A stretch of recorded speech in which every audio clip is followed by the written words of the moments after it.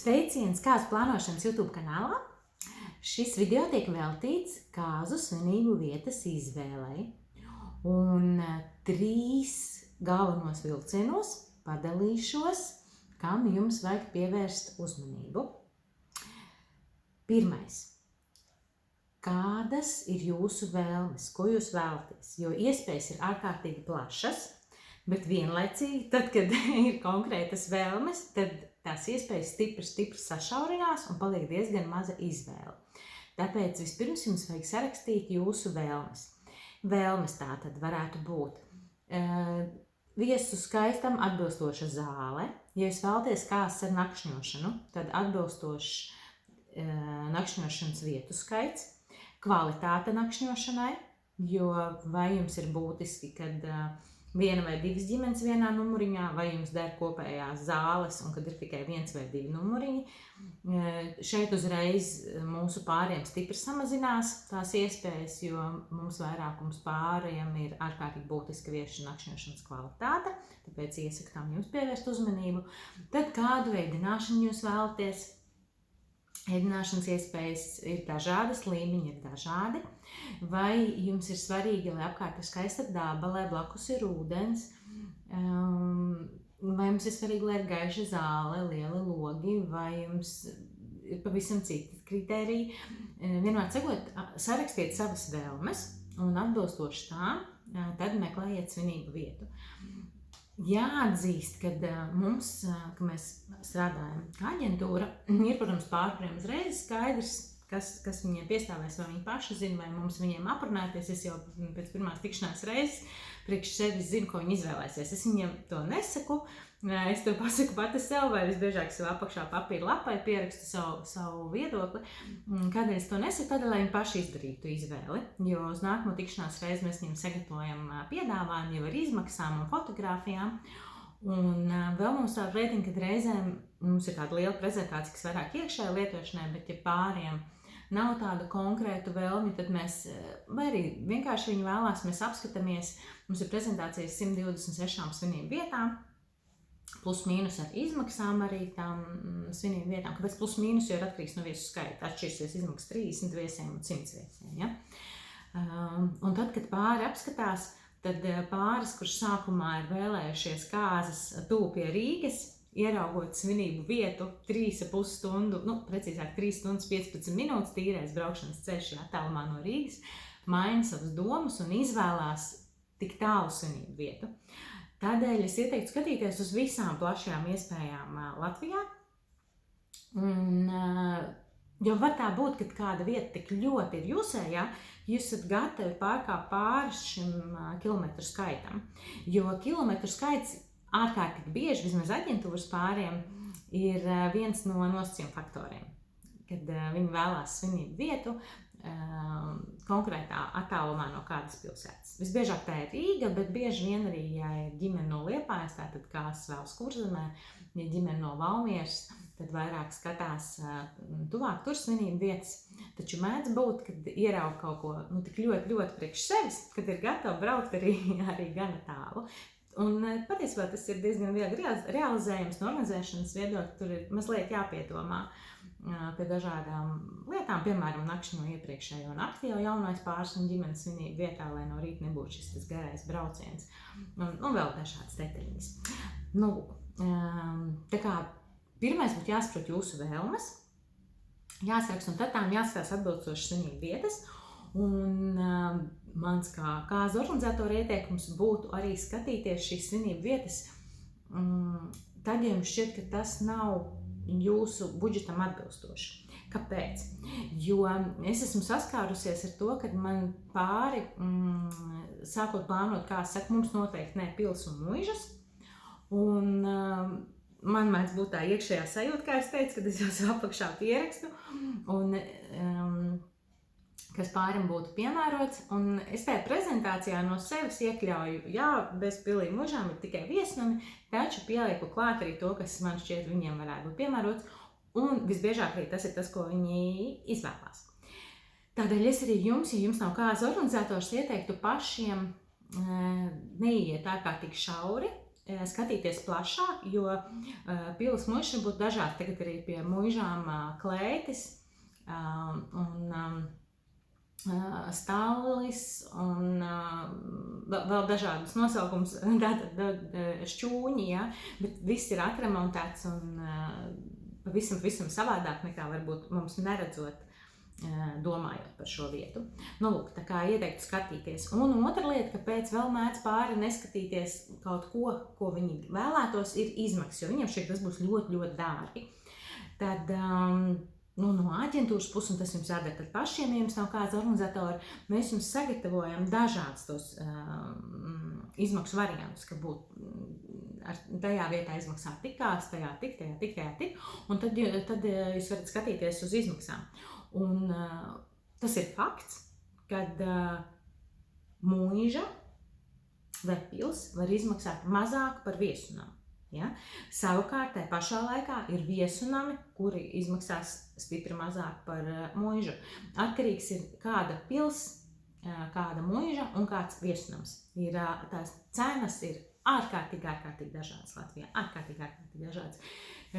Muižām nomas cena ir no 1500 līdz 10 000. Ja? Tikai vietas noma. Un nerunājot par pārējām mēģināšanas izmaksām, kas nāk klāt. Ja? Tāpēc jāskatās diezgan plaši. Un viesunamiem tieši tāpat, viesunamiem varbūt no dažiem simtiem nomas izmaksas, visbiežāk ap dažiem tūkstošiem, 1,5, 2, 3 un arī 7. Ja? Tātad te nomas maksā, es runāju par svinību taupsnomu un nakšņošanas nomu. Lūk. Tādēļ iesaku jums skatīties plaši, kas ir tas, ko jūs vēlaties, tad apzināt tās iespējas un tad izdarīt to savu izvēli. Nevis izdarīt izvēli, pat neuzzinot, cik tas izmaksās. Lūk. Un pat ne tikai par izmaksām runājot, bet arī par savām tām vēlmēm. Un tad, kad jūs izdarat to vietas izvēli, vēl ir būtiski, lai jūs aizbraucat apskatīties šo vietu, jo man ir bijuši pāri, viņi saka, bet ka priekš viņiem tas ir ok, tāpēc, kad viņi ir izbraukājuši visu pasauli, viņi ir redzējuši tik daudz ārkārtīgi skaistas vietas, ka viņiem apskatot tās vietas, kas ir viņu reģionā, no kurienes viņam vajadzētu, jo vecmāmiņa tur dzīvo un tāpēc ir jāizvēlas konkrēts reģions, viņiem apskatot šīs vietas, neviena nav tāda, kas viņos izraisītu sajūsmu vai to vietu, to saka, ka tā ir mana vieta, ja? Bet viņi ar to jau iepriekš samierinās, jo viņi zina, ka viņi dzīvē ir tik daudz skaisti redzējuši, ka viņiem nav vairs nekas tāds, kas viņos izraisa tādu grūti panākt šo te pārsteigumu sajūtu un to. Bet ir reizes, kad mēs ar pāri braucam skatīties svinību vietas, un kad dažādi ir, ka mēs braucam 2 vietas, ir, kad 7, viss atkarīgs no pāra vēlmēm, vai no tā, cik skaidri viņi zina, ko viņi vēlās, vai arī viņiem pārliecība, ka viņi vēlās kaut kādas konkrētas vietas pēc bildēm, bet es jau iepriekš zinu, ka tas nederēs, viņi aizbrauks uz citu vietu, viņiem tā patiks labāk, saka, iekļaut, lūdzu arī šo vietu sarakstā, un saka, labi, turpat būsim, aizbrauksim. Un tātad, kad ieiet, tad man ir bijuši reiz, ka Līgava rāda viņai spalviņas saceļās rokām, no tā, cik ļoti viņai patīk tā vieta, cik ļoti tā vieta ir, viņā izraisa šīs te emocijas, tāpēc noteikti brauciet skatīties vietas, jo apskate ir tā, kas jums palīdzēs pieņemt to gala lēmumu. Ja? Ka jūs sajutīsiet, ka tā ir jūsu vieta. Bet, vajag reiķināties, kad mēdz būt, lai nebūtu tā, ka jūs gaidat, tagad es jums pastāstu, un jūs gaidat, ka jūs aizbrauksiet, un jums tā vieta izraisīs tāds sajūts, un nekas neizraisa, lai jums nebūtu tā, jo, mēdz ir cilvēki dažādi, un ir, kuriem neizraisa tās sajūtas. Lūk. Tātad. Tas bija pirmais punkts, ja? Apzinātās vēlmes, iespējas, un tad apskatot tās vietas, izdarīt to savu izvēli. Lūk, es jau pārgāju pie otrā punkta īstenībā, tās apzinātās izmaksas. Pie izmaksām, tas man otrais punkts, dziļāk ieiešu tajā, tad, kad jūs apzināt izmaksas, jāskatās ir uz kopējām izmaksām, jo tā ir viena no biežākajām kļūdām un pārdzīvojumiem pāriem, kad viņi paši sāk plānot vēsturi un nāk uz kādu aģentūru, kad sākumā viņi ir noskaidrojuši tikai svinību nomas cenu un tajā piedāvājumā ir uzrakstīts ēdināšana sākot no. Bet tad, kad beigās sareiķina visas kāzu izmaksas kopā tajā svinību vietā, tad tās izmaksas ir stipri dārgākas. Tāpēc iesaku izvēlēties svinību vietu, noprecizēt visas izmaksas un izrēķināt konkrēti uz jūsu viesu daudzumu, cik jums izmaksās kāds šajā svinību vietā. Piemēram, to sauc, tā mēs svinību vietas to liek iekšā kā korķa naudu. Tas nozīmē, ka jūs drīkstat ņemt savu alkoholu un jums nav jāņem restorāna alkohols. Restorāna alkohols lielākoties ir tikai Rīgas restorānos un atsevišķās dažās pilīs muižās ārpus Rīgas. Patiesībā jau viņš nemaz nav, bet šī pozīcija ir tā kā gandrīz visās svinību vietās par to, ka jūs drīkstat nest savu alkoholu. Nevienmēr, bet daļai šie pozīcija arī nodrošina glāzes svinību vietā. Bet, es teiktu, ka, ja mēs runājam par bāru un to, ka jums būs bārmenis, kas taisa dzērienus, tad ļoti reti, kurā svinību vietā šī korķa nauda iekļauj arī tās glāzes. Kādēļ es to pieminu, jo tas ir atkarīgs no jūsu viesu skaita, un šī korķa nauda mēdz būt no 3 eiro līdz lielākā tagad bija 20 eiro. Ja, vienā svinību vietā. Lielākoties viņi ir 3, 5, 6, bet ir jau, kur ir 8, 15 un līdz pat 20. Un jūs sareizināt ar viesu skaitu, piemēram, mums tajā konkrētajā svinību vietā 100 viesi un 20 reiz 100. Ja. Tādēļ es jums saku, pievērsiet uzmanību visām tām kāzu izmaksām, kādas viņas ir. Tas bija tikai korķa nauda. Vēl ir, par ko ir bieži jāmaksā, ir galdi, galdauti, krēsli, jo es arī saprotu, jūs pirmo reizi plānojat kāzas, un es redzu pēc saviem pāriem, viņiem tāds pārsteigums, kā man ir jāmaksā par krēsliem. Tā kā es īrēju svinību vietu, es maksāju kopā ar ēšanu tur 5 līdz 10 tūkstoši svinību vietā, un man vēl ir jāmaksā 3 eiro par krēslu, tā, par ko mēs runājam. Bet tā tas ir, vai par galdamomu, ja? Tā tad ir svinību vietas, kur ir šie te krēsli jau iekļauti, un galdi un galdauti tajā kopējā summā, kuru jums nosauc sākotnēji, bet, jo sākotnēji jums pasaka nevis kopējo summu, bet jums pasaka telpu nomas izmaksas tiešāk, ja? Un, ja viņus nonāk uz aģentūru, jo mēs pāriem pat nerādam, kā tā summa veidojas, mēs viņiem rādam to gala ciparu, lai viņiem nav pilna galva ar visu kaut ko, un tad, kad viņi jau izvēlās ar 2, 3 vietām, tad mēs skatāmies tos atšifrējumus, ja viņi ir pieejami, bet pirmais ir galvenais, cik tā konkrētā vieta izmaksā, jo mēdz būt, kad vietas noma ir zema, bet tad, kad sāk runāt par ēdināšanu, tad tas sākot no vispār nestrādā un ēdināšana 2 reizes dārgāk patiesībā. Tādēļ ir jāskatās uz tām reālajām un kopējām izmaksām vai arī apkalpošanas izmaksas. Liktos, kas tur, protams, ja man ēdina, tad ēdināšanai jābūt apkalpošanai iekļaut. Nav tā, un ir vieta, kur tās apkalpošanas izmaksas jums izmaksās 400–450 eiro. Šogad man lielākais pārsteigums bija, kad apkalpošanas izmaksas bija iekļautas tūkstošos. Kaut gan patiesībā, ja mēs paņemam uz 100 cilvēkiem atbilstošu viesmīļu skaitu, nomaksājam nodokļus par darbiniekiem, nomaksājam PVN, tad es arī saprotu, kur šī te ārkārtīgi lielā summa veidojās, ja ņem profesionāls viesmīļus. Cits jautājums, ka vairākumā svinību vietu ir ēdinātājiem viesmīļi, kuri iznes šos ēdienus, bet tie nav restorānu viesmīļi, un tādēļ tās izmaksas ir zemākas. Tā kā es jums iesaku visas tās izmaksas precizēt, lai nav tā, ka jūs izvēlaties svinību vietu tāpēc, ka tā cena ir stipri pievilcīgāka, tā kā pāris tūkstoši lētākā nomas cena, bet patiesībā, ja saliktu visas izmaksas, tad tā vieta var būt pat dārgāk nekā kāda cita, kas jums patika labāk. Tā kā, ja jūs izdarat izvēli balstoties uz izmaksām arī, tad skatieties kopējās izmaksas. Tas bija otrais punkts - izmaksas. Labā lieta tiem pāriem, kas nāk uz aģentūru, kad mēs jau zinām visas tos, ja tā varētu teikt, pārsteigumu izmaksas, un mēs jau uzreiz viņas varam pateikt, un ja ir kāda vieta, kur mēs neesam strādājuši, tad mēs arī pāriem sakam, ka mēs esam iztaujājuši, caurskatījuši līgumu visu, bet ir tā, kad mēs nezinām, kādu pārsteigumu vēl gaidīt, jo mēdz izdomāt. Fantāzija mēdz būt ļoti laba, lai izdomātu mēnesi 2 pirms kāzām kādas papildus izmaksas. Es nesaku par visām svinību vietām, bet atsevišķām ir. Un ir, kur mēs to rēķinamies un zinām, un ir kādreiz un te varam nezināt. Un tas trešais ieteikums būtu pievērsiet uzmanību apgaismojumam.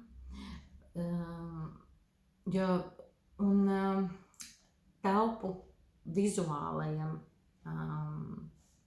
nezinu, kā man to pasaka, iekārtojumam, jo tas jums stipri mainīs dekorēšanas izmaksas. Ja jūs izvēlaties svinību vietu, kur jums viss patīk, bet svinību zāle īsti nepatīk, un tā svinību zāle ir stipri jādekorē, un ir bijis, ka mums izvēlas svinību zāle tātad, kur nepatīk sienas, kur grib aizdarbēt sienas ciet, kur nepatīk griesti, grib aizdarbēt griestus, ir vajadzīgi pamatīgi ieguldījumi noformēšanai, lai šo vietu izveidot tādu, kā viņam patīk pārējiem. Mēs atradām citu risinājumu. Mēs izlikām pie griestiem lampiņas, kas novērs uzmanību no griestiem un sienām un izveidojam savādāk to, lai tās izmaksas nebūtu tik ārkārtīgi liels tie konkrētā svinību vietā. Bet skatieties, jo ir tādas svinību vietas, kur, un es pat nevaru teikt, ka tā būtu konkrēta tā vieta vai tā vieta, katram pārim tā ir cita. Kāds ieies šķūri, un viņam liksies, te vairs vispār nevajag noformēt, te ir tādas kāzas, kā es gribu, man uz gabala vajag vēl puķes, varbūt kaut kur ielikt mēju šķūrim sānā un varbūt lampiņas uzlikt, bet nav pat obligāti, jo man šeit viss patīk tā, kā tas ir. Es skatos office telpu, man patīk man office telpu. Un savukārt cits pāris ieies un teiks, tur ir nodrupis, tur vajag kaut ko aizklāt, jo tas ir šķūnis. Es runāju, tā kā sanāk šķūni, kas nav ļoti daudz restaurēti, ja? Bet ir arī tādi, kas ir tiešām tādi stipri gados šķūņi, un kādam tas ļoti patiks un kādam nē. Un tieši tāpat var būt ar muižas kādas vai pils zāli, kad tam, kuram patīk tā noskaņa, viņam liksies, ka nekas tur nav vajadzīgs vairāk no dekorēšanas, ir tikai ziedi sveces uz galdiem un varbūt vēl mazliet aiz jaunā pāra. Un kāds cits ieies un teiks, mums te vajag visu aizklāt ar audumu drapērijām, lai neredz. Un griestiem arī aizklāt. Es esmu redzējis vienkārši, mums pašiem aģentūrā nav bijis, bet es esmu redzējis pilīs Latvijā no kāzām fotogrāfijas, kur tā pils ir pilnīgi pārvērsta. Un no tās pils tur nekā vairs nav. Tas tā kā paņemtu tukšu telpu un viņu pilnībā pārveidotu. Bet arī saprotu, ka var būt šādas vēlmes, ja gribas to sajūt, ka kāzas ir pilī, bet vizuāli tā pils varbūt nav tas, kādas kāzas gribās. Bet es jums ieteiktu no izmaksu viedokļa skatīties tomēr, lai jums nebūtu daudz jāieguldās noformēšanā. Ar to es nedomāju, ka vienmēr ir, protams, kur ir tāpat liela budžeta noformēšanā, bet tas netiek tērēts tam, lai pārveidot pilnībā to vietu.